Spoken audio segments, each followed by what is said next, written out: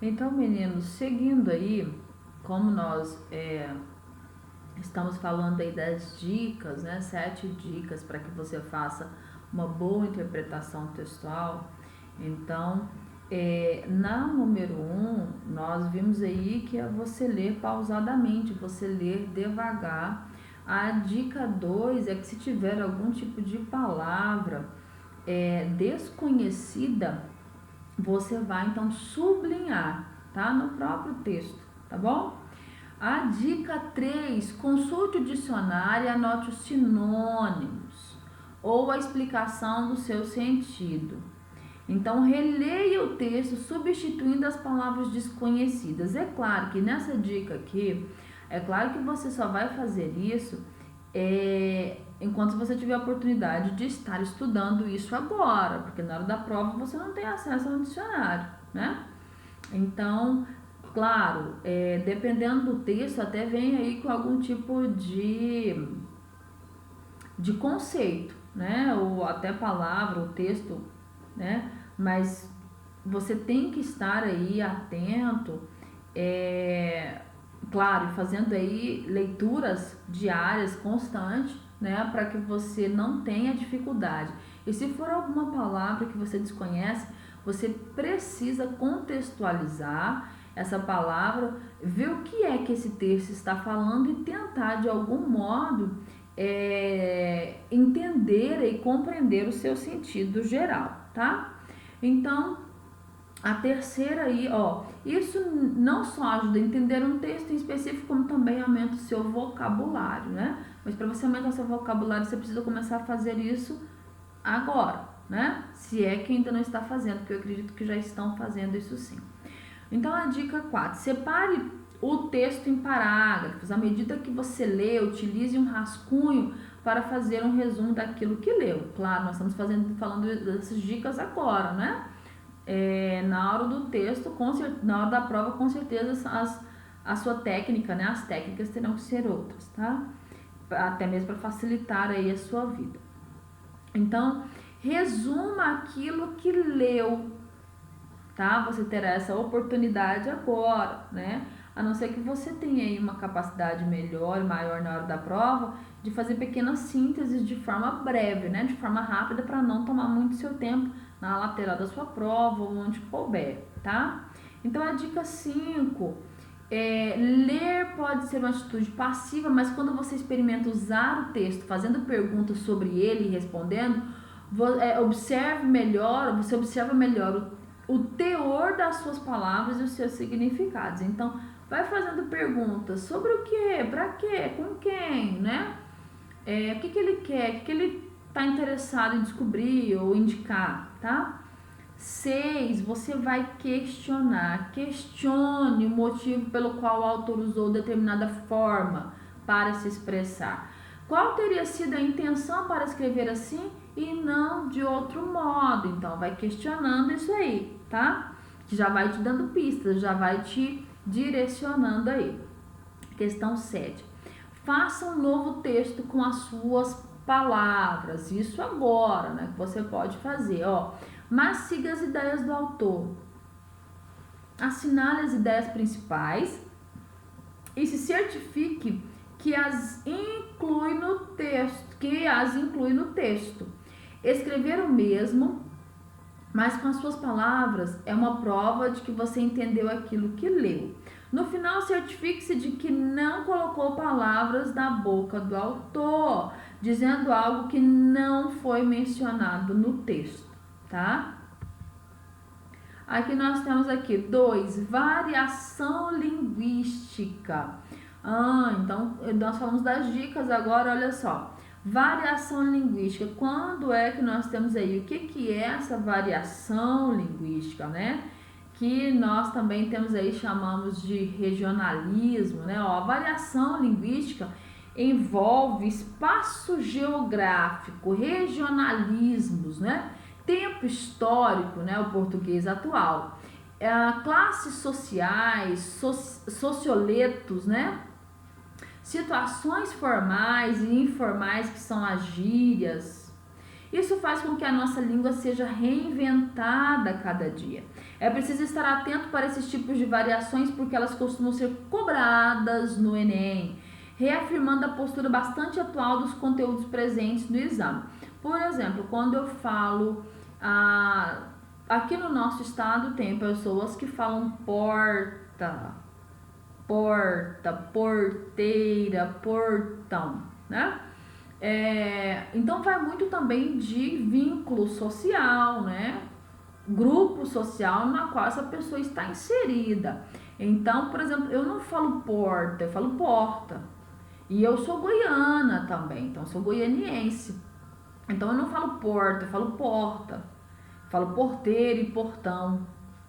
Então depende muito também do círculo social no qual você está inserido, tá bom? Nenhum está errado, mas é claro que quando você vai escrever, quando tem essa diferença, né, na fala, na oralidade, ainda é aceito, mas na escrita é que tem que ser utilizado aí dentro da norma culta padrão. Mas observa, por exemplo, quando nós falamos aí de regionalismo, eu posso também colocar aí em xeque, né, colocar aí em pauta. Por exemplo, aqui nós chamamos, nós temos aí uma raiz, né, que nós chamamos de mandioca. Tem outras regiões que tem essa mesma mandioca, né, ela é chamada, ela tem outros nomes, por exemplo, a macaxeira, né? Tem regiões que o nome dela é macaxeira, e assim como também tem outros, por exemplo, outras palavras, outras, né? Ela é definida também de outra forma. Assim também nós temos outro exemplo,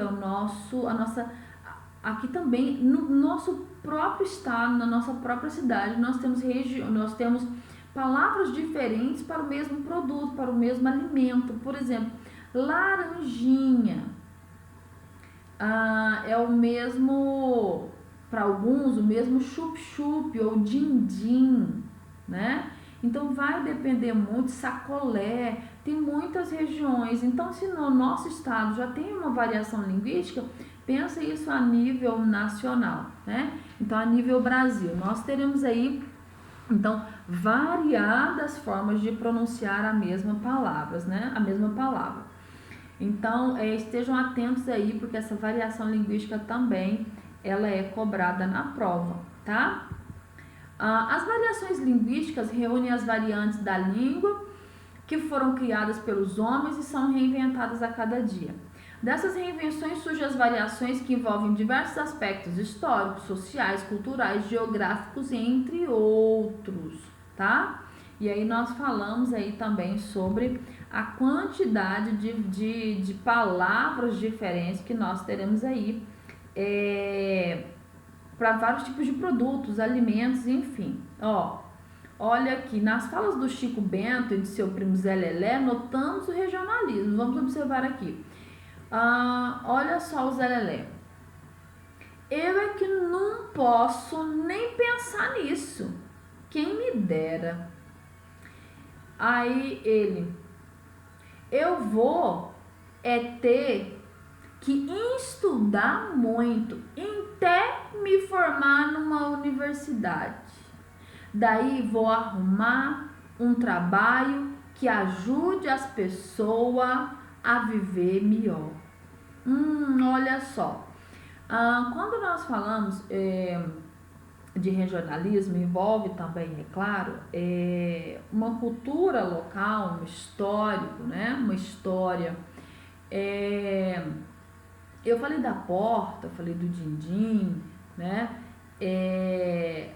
Quando eu falo da porta, porteiro, portão, nós vai, nós foi, que é uma brincadeira, né? Que nós utilizamos sempre em sala, ou até mesmo conversando com um colega, mas nós sabemos que isso é muito real, né?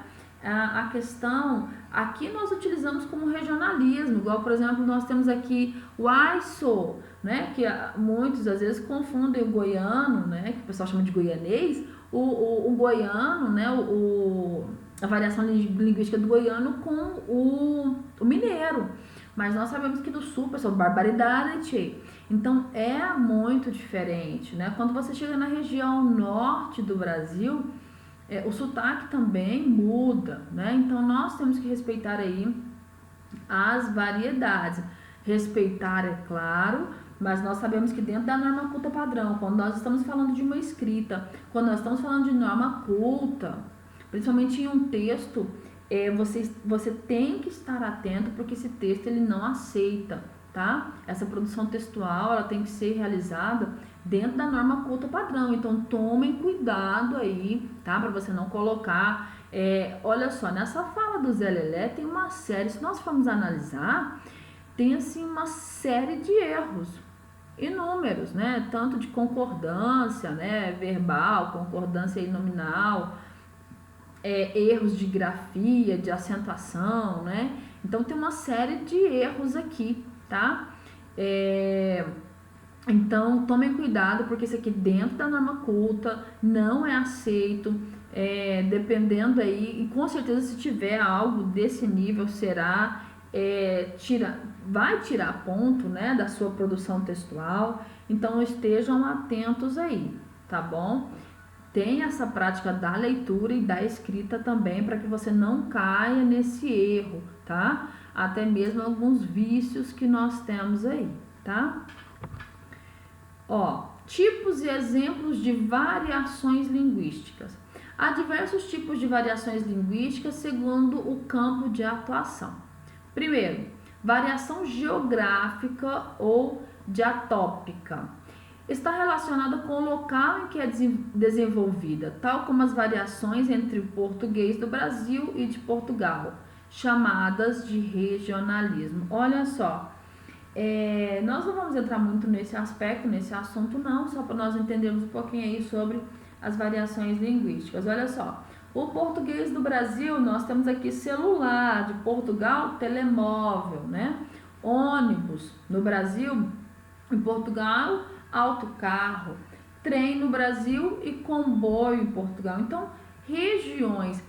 Se dentro do Brasil nós temos aí uma série de regionalismo, pensa então, dentro da nossa cidade nós já temos variações linguísticas.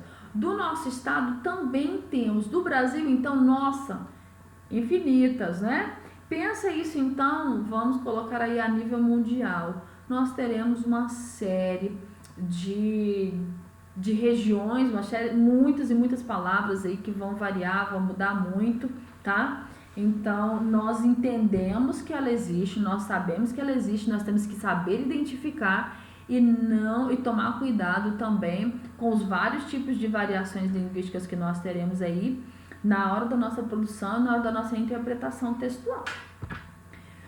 Olha só, variação histórica ou diacrônica. Ela ocorre com o desenvolvimento da história, tal como o português medieval e o atual. Olha só o exemplo do português arcaico. Então, meninos, se é arcaico é porque já caiu em desuso, não está usando mais, então é antigo, tá? Olha só, veja que belos movimentos elípticos fazem essas ondas. Meu caro amigo, pegá-las-emos nesse instante ou mais tardiamente. Aqui nós sabemos que ele está usando a norma culta padrão, mas olha só, nós temos, olha só, um fator aqui, um ponto que a gente pode pegar aqui é a questão da colocação pronominal. Quando nós falamos de questão de colocação pronominal, nós estamos falando de ênclise, mesóclise e próclise, né? Quando nós falamos de mesóclise, a mesóclise deixou de ser utilizada, que é quando nós colocamos este pronome entre aí, no meio, né? Digamos, no meio do verbo aí. Pegá-las-emos. Você ainda pode encontrar textos assim, bem formais, mas saiba que ele já está arcaico, tá? Já está deixando de ser utilizado, quase não se usa mais, tá? Então, olha só essa linguagem dele muito rebuscada, né? E aí, olha só o rapaz que está do lado dele nesta imagem. Ele deve estar assim, até aquele meme que tem, o que se passa na cabeça dele, né? Então, ele imaginando, nossa, o que será? Meu Deus, mas que linguagem é essa, né? Então, aqui nós temos a variação histórica, tá? Aqui,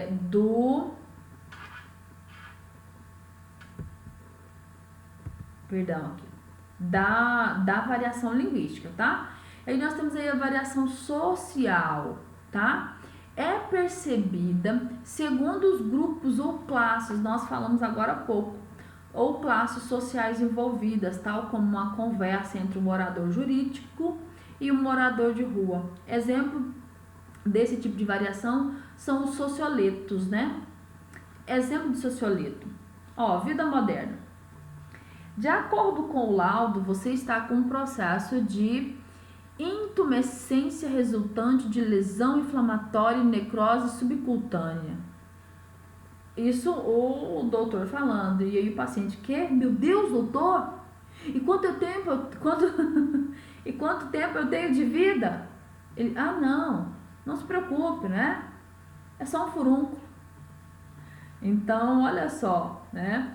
Essa variação social. Este paciente claramente não está, essa comunicação não está sendo efetiva, porque esse médico, ele precisa ter esses termos técnicos para ele anotar, mas para ele passar para o paciente, e ele pode sim conversar com alguém que é da área dele, um outro profissional, ou os profissionais da área da saúde, mas na hora ele pode até passar essa informação para o paciente com esse nome, né?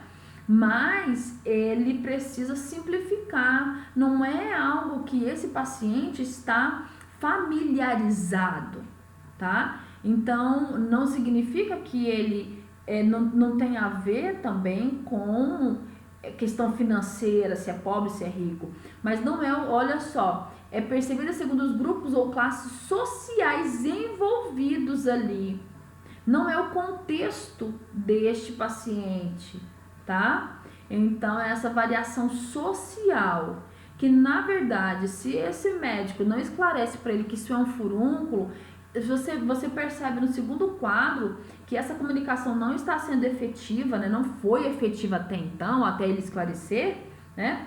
Porque ele não entende o que ele está falando. Então, tem uma quebra, né, da comunicação aí, tá? Aqui tem a variação situacional, tá? Ocorre de acordo com o contexto, por exemplo, situações formais e informais. As gírias são expressões populares utilizadas por determinado grupo social, tá? Nome da gíria, levar o cano. Significado, ficar esperando em vão, tá? Aqui eu peguei aqui um exemplo. Aqui nós estamos falando de, a mão esquerda em palma voltado para baixo. Aqui nós estamos falando de uma gíria, né? Aqui, gente, tome cuidado, porque nós não temos, raramente você vai ver aí um mudo surdo. O mudo é diferente do surdo, tá? É muito raro ter os dois, né? Mas o surdo, ele não é impedido de falar. Ele não fala porque ele não ouve. Muitos deles ficam constrangidos porque não sabem como é que vai emitir esse som. Então, como ele não foi talvez oralizado, né, desde a infância, então ele fica nessa insegurança, por isso que ele não pronuncia.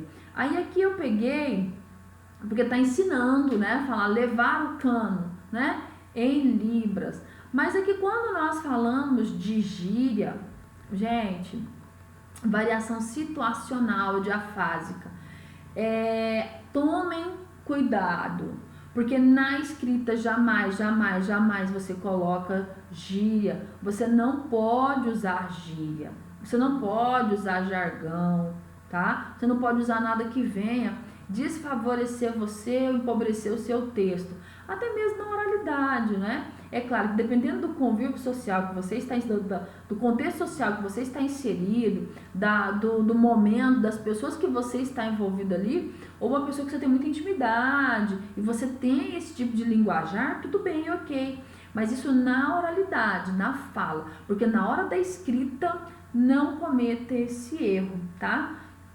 a escrita, ela, principalmente quando você vai produzir um texto, na hora da sua escrita, sua produção textual, sua redação, você não usa, jamais você usa gíria, porque você será penalizado, né? Será tirado pontos de você aí, tá bom?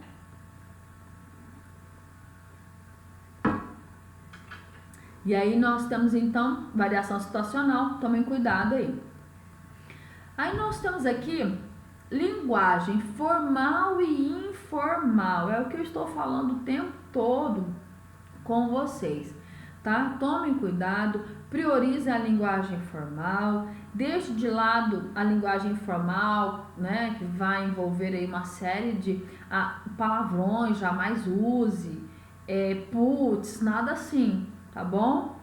Então, olha só, certamente quando falamos com pessoas próximas, utilizamos a linguagem dita coloquial, ou seja, aquela espontânea, dinâmica e despretensiosa, que eu acabei de falar com vocês. Dependendo do convívio que você estiver, o ambiente que você estiver inserido, o contexto, ele é permitido sim, mas dependendo de que pessoa, qual grupo que você vai falar, tem que ser sempre a norma culta padrão. E que é a linguagem formal. E na escrita, no seu texto, você jamais é permitido que você use essa linguagem mais espontânea, mais informal, tá bom?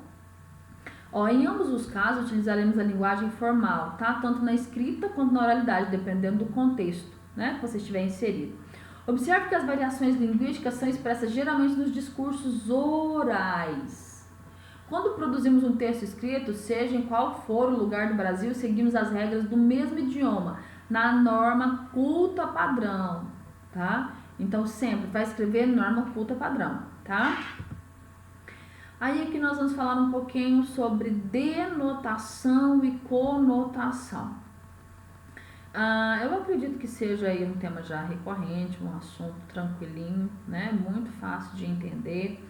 Ó, a conotação e a denotação são manifestações da linguagem que estão relacionadas com os significados das palavras ou expressões de um enunciado. Vamos entender isso daí melhor.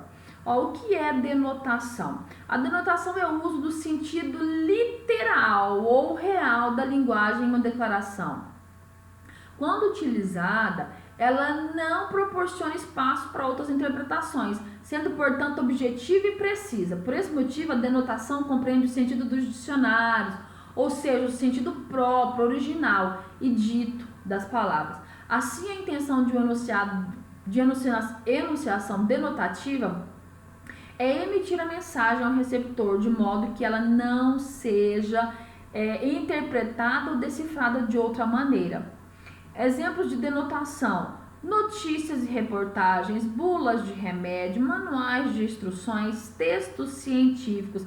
Então, meninos, para não ter dúvida, vamos lá. O que é a denotação? Quando nós falamos de denotação e conotação, quando eu falo, não, isso aqui é no sentido denotativo mesmo. Então, se é o sentido denotativo, é o real. Você não quis dizer outra coisa, você quis falar aquilo e ponto. Como assim? Você quis passar uma informação certa, né? Uma informação assertiva, que não vai dar liberdade para você ou para outra pessoa ter vários tipos de interpretação. Por exemplo, se você fala assim, estou com muita fome, ninguém terá dúvida.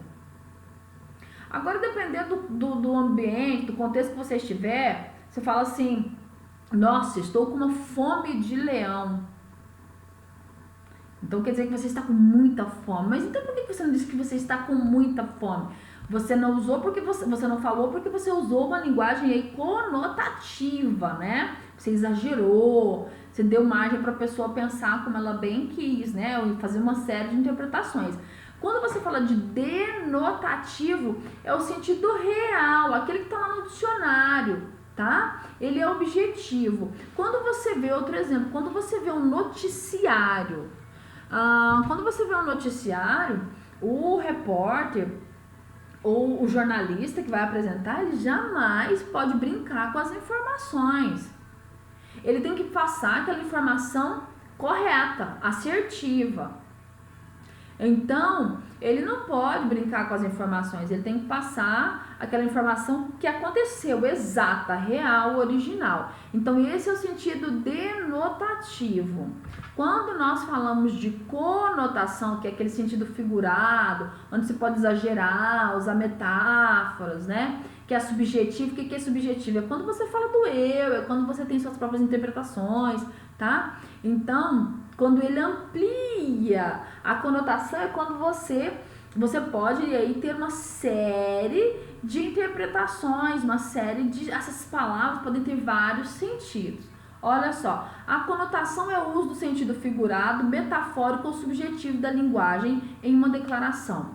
Quando utilizada, ela proporciona interpretações abstratas que vão além do sentido real das palavras, ou seja, das definições que aparecem nos dicionários.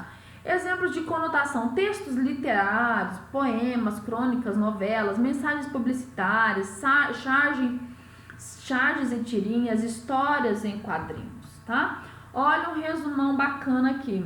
Denotação é emprego do sentido real, literal das palavras e expressões, e a conotação é emprego do sentido subjetivo, figurado das palavras e expressões.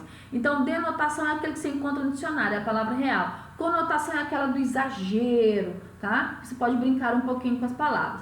Ó, sentido conotativo e sentido denotativo. O sentido conotativo é expresso pelo uso da palavra, expressão em sentido figurado, subjetivo ou expressivo. Ele depende, aqui nós estamos falando do conotativo. Ele depende do contexto em que é empregado, sendo muito utilizado na literatura. Isso porque no meio literário muitas palavras têm forte carga de sensações e sentimentos. Já, meninos, o denotativo, ele é aquele que aparece nos dicionários. Ó, depois da acepção denotativa há, entre parênteses ou colchetes, o termo figurado, o qual indica o sentido conotativo da palavra. Isso quando nós estamos falando aí de dicionário, tá bom? Então, olha só, exemplo de um sentido exemplo com sentido conotativo e denotativo. Ó, o cachorro da vizinha fugiu essa manhã. Então, pronto, olha, é o denotativo, porque aconteceu mesmo, é real, é original. Essa fonte é segura, né? Então, o animal doméstico fugiu. O cachorro, que é um animal doméstico, né? Nesse caso. Ó, aquele homem é um cachorro. Como assim? É impossível. Mas vamos lá, nós estamos falando agora do sentido conotativo. Então, esse é o sentido conotativo em que se refere ao caráter do homem. Daquele homem cachorro. Na verdade, está falando, como assim um homem cachorro? Está falando de um homem mulherengo ou até mesmo infiel. Então, meninos, para não ter dúvida, denotação sentido real. Não tem margem para outras interpretações. Então, o sentido real é aquele que você encontra lá nos dicionários, tá? Principalmente, ó, um dos gêneros você vai encontrar nos noticiários. E a conotação é o exagero, né? Várias interpretações, você pode brincar um pouco com o sentido das palavras, tá bom?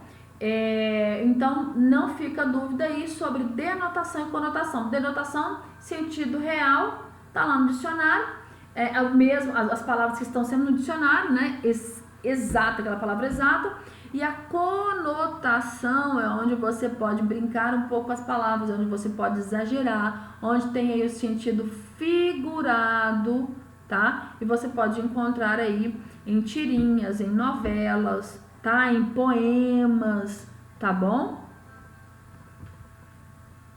Aqui nós vamos falar sobre preconceito linguístico.